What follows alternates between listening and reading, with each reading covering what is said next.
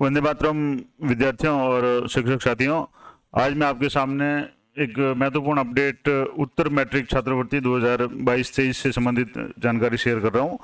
तो सबसे पहले तो मैं आपको बता दूं कि जो न्यूज़ है वो क्या है।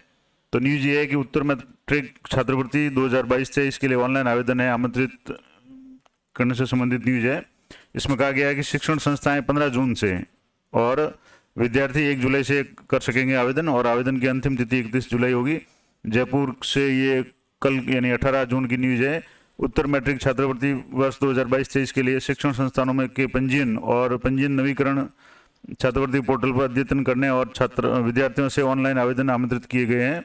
सामाजिक न्याय और अधिकारिता मंत्री श्री टीकाराम जूली ने बताया कि राज्य के मूल निवासियों के लिए अनुसूचित जाति, अनुसूचित जनजाति, विशेष समूह योजना, पूर्व में विशेष पिछड़ा वर्ग, अन्य पिछड़ा वर्ग, आर्थिक पिछड़ा वर्ग, विमुक्त घुमंतु और अर्ध घुमंतु मुख्यमंत्री सार्वजनिक उच्च शिक्षा उत्तर मैट्रिक छात्रवृत्ति योजनाओं में राजकीय और निजी मान्यता प्राप्त शिक्षण संस्थाओं तथा राज्य के बाहर की राजकीय और राष्ट्रीय स्तर की शिक्षण संस्थाओं के पाठ्यक्रमों में प्रवेशित और अध्ययनरत विद्यार्थी विभागीय वेबसाइट www.sje.rajasthan.gov.in स्कॉलरशिप पे या एसएसओ पोर्टल पे क्लिक करके पेपरलेस आवेदन पत्र ऑनलाइन आवेदन प्रस्तुत कर सकते हैं।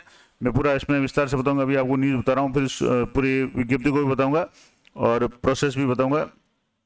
नेक्स्ट लिखा हुआ है कि शासन सचिव सामाजिक न्याय एवं अधिकारिता डॉक्टर समित शर्मा ने बताया कि उत्तर मैट्रिक छात्रवृत्ति हेतु शिक्षण संस्थाओं द्वारा नवीन पंजीयन, पूर्व में पंजीकृत की मान्यता और पाठ्यक्रम वार फीस स्ट्रक्चर अद्यतन करने के लिए 15 जून से और विद्यार्थियों द्वारा पेपरलेस ऑनलाइन आवेदन 1 जुलाई से करने हेतु पोर्टल प्रारंभ किया गया है। शिक्षण संस्थाओं और विद्यार्थियों दोनों के लिए आवेदन की अंतिम तिथि 31 जुलाई है और योजना से संबंधित विभागीय जो दिशा निर्देश है वेबसाइट पर उपलब्ध है, वो मैं आपको बता दूंगा अभी। और निदेशक एवं संयुक्त शासन सचिव श्री ओपी बुनकर ने जानकारी दी कि जिन महाविद्यालयों द्वारा संबंधित विश्वविद्यालय से शैक्षणिक सत्र 2022-23 की मान्यता, संबंधता या पाठ्यक्रम संचालन की अनुमति का पोर्टल पर रजिस्ट्रेशन या अपडेशन नहीं किया गया है, वह संस्थाएं छात्रवृत्ति पोर्टल पर विद्यार्थियों को प्रदर्शित नहीं होंगी। इसके अभाव में विभाग द्वारा महाविद्यालय में अध्ययनरत विद्यार्थी ऑनलाइन आवेदन नहीं कर सकेंगे, जिसकी समस्त जिम्मेदारी संबंधित विद्यालय की होगी। तो ये तो थी आज की न्यूज़। अब मैं आपको बताता हूँ कि जो साइट है वो आपको कैसे देखनी है और उसमें क्या है। तो जैसे सबसे पहले आपको गूगल में जाकर के पोस्ट मैट्रिक स्कॉलरशिप 2022-23 और राजस्थान अगर आप टाइप करेंगे तो आपको जो पहला जो पेज आ जाएगा उसमें SJE स्कॉलरशिप पोर्टल है, इस पर आप क्लिक करेंगे तो ये आपको इस पोर्टल पे ले जाएगा। Government of Rajasthan social justice and empowerment department, सामाजिक न्याय और अधिकारिता मंत्री, और इस विभाग में इसमें सबसे पहला जो यहाँ जो प्रेस नोट जारी किया हुआ है इसमें देखेंगे डेट शेड्यूल और स्कॉलरशिप पोर्टल ओपनिंग। यहाँ पे आप जैसे क्लिक करेंगे तो ये 16 जून यानी 2 दिन पहले का ये आदेश है और इसमें जैसे यहाँ क्लिक करेंगे तो ये पूरा आदेश है, ये आपके डाउनलोड हो जाएगा और मैं पूरा उसको बताता हूँ। थोड़ा सा वीडियो लंबा हो सकता है लेकिन पूरी जानकारी एक बार अब जरूरी है, क्योंकि जानकारी नहीं होने के कारण कई स्टूडेंट पोस्ट मैट्रिक स्कॉलरशिप से वंचित रह जाते हैं। जो प्री मैट्रिक स्कॉलरशिप है वो फॉर्म तो विद्यालय द्वारा भरे जाते हैं तो उसमें कोई समस्या नहीं है। पोस्ट मैट्रिक के जो फॉर्म है वो कक्षा 11-12 के भी भरे जाएंगे और पहले जो विद्यालय स्तर पे शाला दर्पण पे या जो DDO के लॉगिन से भरा जाता था, प्रिंसिपल के लॉगिन से, अब वो सिस्टम सारा हटा करके सरकार ने उसको SSO ID से कर दिया है। तो इसमें कई तरह के बच्चों को समस्या आती है और जो कई मित्र वाले हैं वो इसको गलत भर देते हैं और बच्चों को जो छात्रवृत्ति है वो नहीं मिल पाती है। इसके अलावा जो भी कॉलेज में अध्ययनरत स्टूडेंट है उनको भी ये पढ़ना जरूरी है। तो ये सारी प्रक्रिया है, थोड़ा सा अगर आप गौर से सुनेंगे या देखेंगे तो मैं आपको पूरा विस्तार से बताने का प्रयास करूँगा। तो अब जैसे ये जो आदेश था कल 16 तारीख का, इसमें लिखा हुआ है कि 2022-23 में राजस्थान के मूल निवासियों, और ये तो मैंने वैसे बता दिया। उसके लिए विद्यार्थियों द्वारा वेबसाइट www.sjms.new.rajasthan.gov स्कॉलरशिप और या स्कॉलरशिप पोर्टल SJE ऐप पे जाकर के आपको पेपरलेस आवेदन करना है। उसके लिए जो निर्धारित तिथियां हैं कि उत्तर मैट्रिक छात्रवृत्ति हेतु शिक्षण संस्थानों द्वारा नवीन पंजीयन, पूर्व में पंजीकृत की मान्यता और पाठ्यक्रम वार फीस स्ट्रक्चर अद्यतन करने हेतु पोर्टल प्रारंभ करने की तिथि 15 जून है।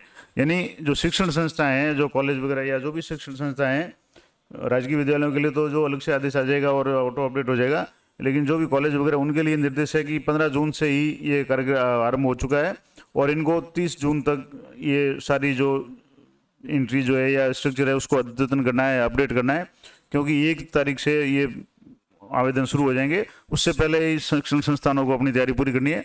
नेक्स्ट दूसरा जो क्रम संख्या पे जो विषय वस्तु है कि उत्तर मैट्रिक छात्रवृत्ति विद्यार्थियों के द्वारा पेपरलेस ऑनलाइन आवेदन पंजीकरण कर ऑनलाइन आवेदन पत्र भरने हेतु पोर्टल प्रारंभ होने की तिथि 1 जुलाई है।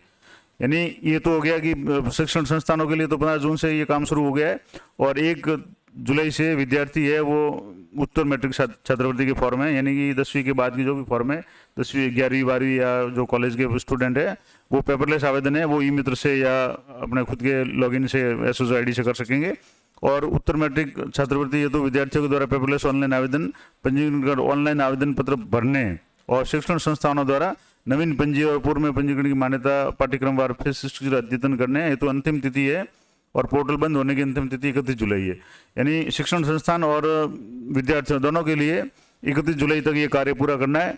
और जब पहले ये जो भी कॉलेज वगैरह जो शिक्षण संस्थाएं हैं 30 जून यानी 1 जुलाई से पहले ये काम पूरा करेंगे, तभी स्टूडेंट है इसको भर पाएंगे फॉर्म को। तो ये तो थी महत्वपूर्ण जानकारी। यानी स्टूडेंट्स के पास में 1 जुलाई से लेकर के 31 जुलाई तक 1 महीना है। 1 महीने के अंदर अंदर आपको ये उत्तर मैट्रिक छात्रवृत्ति के फॉर्म अप्लाई करने हैं, और लास्ट डेट के चक्कर में नहीं रहना है। कई स्टूडेंट अंतिम तारीख तक इंतजार करते हैं, उसके बाद में या तो कोई साइड प्रॉब्लम हो जाती है या भूल जाते हैं या और कोई समस्या आ जाती है और वो आवेदन नहीं कर पाते हैं। तो आपको निर्धारित तिथि से पहले ही आवेदन कर देना है। अब इसमें कुछ जो नियम और शर्तें हैं वो क्या क्या है। आयु सीमा है, तो आय सीमा जैसे इनकम की जो लिमिट है उसमें है SC ST और विशेष समूह पूर्व में विशेष पिछड़ा वर्ग SBC, डॉक्टर अंबेडकर आर्थिक पिछड़ा वर्ग EBC OBC और डॉक्टर अंबेडकर विमुक्त घुमंतु और अर्ध DNT के लिए उत्तर मैट्रिक छात्र योजना में 2.5 लाख रुपए की वार्षिक आय के जो परिवार है वही आवेदन कर सकेंगे। यानी आपको 2.5 लाख यानी 2,50,000 जो आय वाला प्रमाण पत्र आपको तैयार रखना पड़ेगा। अगर 2,50,000 से आपकी आय ज़्यादा है तो आप उसमें अप्लाई नहीं कर पाएंगे, तो ये सर्टिफिकेट आपके लिए ज़रूरी होगा। इसके अलावा डॉक्टर अंबेडकर आर्थिक पिछड़ा वर्ग EBC और अन्य पिछड़ा वर्ग OBC और DNT में निम्नलिखित श्रेणी वाले विद्यार्थी आवेदन कर सकेंगे। कौन सी जो 17 श्रेणियाँ हैं, जैसे BPL कार्ड धारक के पुत्र पुत्री है, अंत्योदय कार्ड धारक के पुत्र पुत्री है, स्टेट BPL कार्ड धारक के पुत्र पुत्री है, अनाथ बालक बालिका है, विधवा स्वयं खुद है, विधवा की पुत्री या पुत्र है, तलाकशुदा महिला है स्वयं है या तलाकशुदा महिला की पुत्र पुत्री है, विशेष योग्य जन स्वयं है या विशेष योग्य जन की पुत्री या पुत्र है, और जिन्होंने उक्त श्रेणी में गत परीक्षा में न्यूनतम 60% अंक वाले आवेदक को प्राथमिकता दी जाएगी। यानी 60 वर्ष जो है न्यूनतम आवेदन को प्राथमिकता दी जाएगी। अभी इसमें लिमिट नहीं दी हुई लेकिन प्राथमिकता दी जाएगी। नेक्स्ट पॉइंट है कि मुख्यमंत्री सर्वजन उच्च शिक्षा उत्तर मैट्रिक छात्रवृत्ति योजना में 5 लाख रुपए से कम वार्षिक आय वाले सभी जाति के परिवारों के राष्ट्रीय स्तर की शिक्षण संस्थानों में, यानी विभाग द्वारा जो भी सूचीबद्ध की गई जो लिस्ट है उसमें अध्ययनरत विद्यार्थी ही आवेदन कर पाएंगे। ये मुख्यमंत्री सर्वजन उच्च शिक्षा मैट्रिक योजना है, इसमें 5 लाख की लिमिट है। अब है freeship card SC EBC OBC या जो DNT है उसके लिए उत्तर मैट्रिक छात्रवृत्ति योजना के अंतर्गत आवेदन करने वाले विद्यार्थियों को संस्थान में प्रवेश के समय बिना अग्रिम शुल्क जमा करवाए प्रवेश की जाने हेतु, यानी आपको जैसे पहले आपको फीस भरनी ही नहीं पड़े उसके लिए एक फ्रीशिप कार्ड है योजना है, तो फ्रीशिप कार्ड तो आवेदन किया जा सकता है। फ्रीशिप कार्ड को संबंधित शिक्षण संस्थान द्वारा स्वीकार किए जाने पर विद्यार्थी का फ्रीशिप कार्ड छात्रवृत्ति आवेदन के रूप में स्वतः परिवर्तित होकर शिक्षण संस्थान के स्तर पर प्रदर्शित होगा। और आवेदन की जो प्रक्रिया है वो मैं आपको बता देता हूँ कि सभी विद्यार्थी ऑनलाइन आवेदन स्वयं के पासवर्ड सर्जित कर अथवा ई मित्र साइबर कैफे शिक्षण संस्थान से आवेदन करने पर समस्त प्रविष्टियों की जांच स्वयं कर लें, और कोई त्रुटि हो तो आवेदन पत्र को सुधारने के उपरांत ही आवेदन को ऑनलाइन फाइनल सबमिट करें। कभी भी आप ध्यान रखें कि आप जो भी आवेदन करें उसमें आपकी जो डिटेल्स है वो सारी सही हो, क्योंकि कई बार समस्या आती है। जैसे RPSC के जो अभी सेकंड ग्रेड के या व्याख्याता के जो फॉर्म भरे गए थे उसमें कई लोगों ने ऐसी गलतियां की है जिनको सुन के एक बार हंसना आता है कि जो व्याख्याता के लिए फॉर्म भरे हैं जिसके लिए न्यूनतम योग्यता MA है और वो अपनी MA की योग्यता को शो ही नहीं कर रहे हैं, तो अब इसमें क्या कहा जाएगा। जो जिसके लिए जो न्यूनतम योग्यता है वही आप फॉर्म में नहीं भर रहे हो, तो फिर आगे क्या उस तैयारी का आप क्या अंदाज लगा सकते हैं कि वो व्यक्ति उस एग्जाम के लिए कितना सीरियस है। तो आप ऐसी गलती ना करें। दूसरा है कि छात्र छात्रा मोबाइल नंबर और ईमेल आईडी स्वयं की दें। ये सबसे बड़ी गलती जो करते हैं कि ई मित्र वाले अपना मोबाइल नंबर या ईमेल आईडी दे देते हैं और जो भी संबंधित सूचना आती है या उसके बाद में कोई भी OTP वगैरह या जो भी जानकारी आती है वो उसके मोबाइल पे आती है, और ई-मित्र वाले के पास में इतना समय नहीं होता है कि वो स्टूडेंट को जाकर के वापस बताए। तो हमेशा ध्यान रखें कि अपनी खुद की SSO ID बनाएं और अपने मोबाइल नंबर और ईमेल ID से ही कोई भी आवेदन करें, ताकि आपको जब भी जरूरत हो आप उस जैसे SSO ID में जाकर के आपने जो फॉर्म फिलअप किया है उसकी प्रिंट कभी भी आप निकाल सकते हैं जब भी जरूरत हो, क्योंकि ई-मित्र वाले ने कौन से ID से भर दिया आपको पता नहीं चलेगा और ये बाद में समस्या होती है। तो और इसके लिए जो दस्तावेज है वो महत्वपूर्ण है। कौन कौन से दस्तावेज चाहिए कि छात्रवृत्ति योजना में आवेदन करने वाले विद्यार्थियों को आवेदन पत्र ऑनलाइन करते समय कुछ जो निम्न सूचनाएं तैयार रखनी होगी।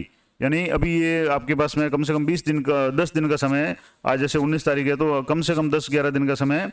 तो आपको क्या क्या चीज़ें करनी, और मैं विशेष रूप से बता दूं कि आपको जन आधार वाला मामला है वो बहुत ज़्यादा स्टूडेंट की प्रॉब्लम आ रही है।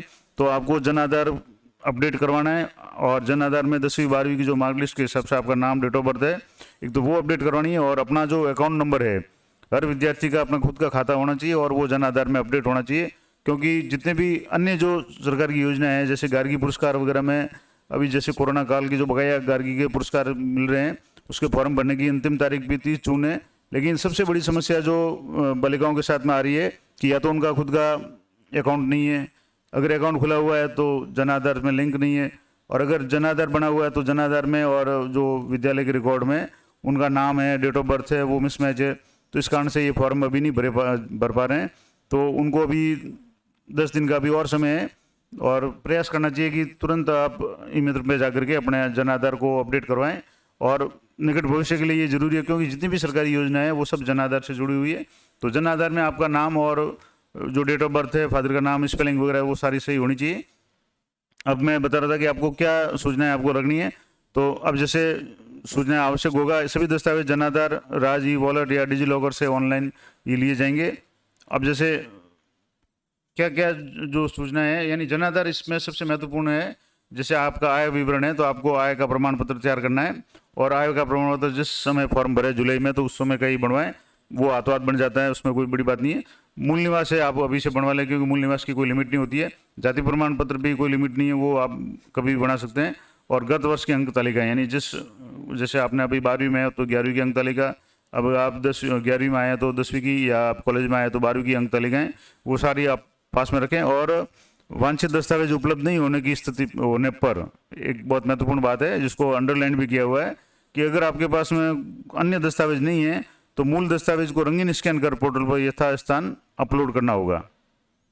यानी कि अगर कुछ दस्तावेज कम है तो जो मूल दस्तावेज है, अब जैसे मान लो कोई भी मूल दस्तावेज 10वीं की मार्कलिस्ट है तो वो ओरिजिनल मार्कलिस्ट और रंगीन कॉपी उसकी स्कैन करनी है, यानी उसको PDF नहीं बनाना है। PDF बनाएंगे तो आपका उसका कलर है वो वाइट हो जाएगा।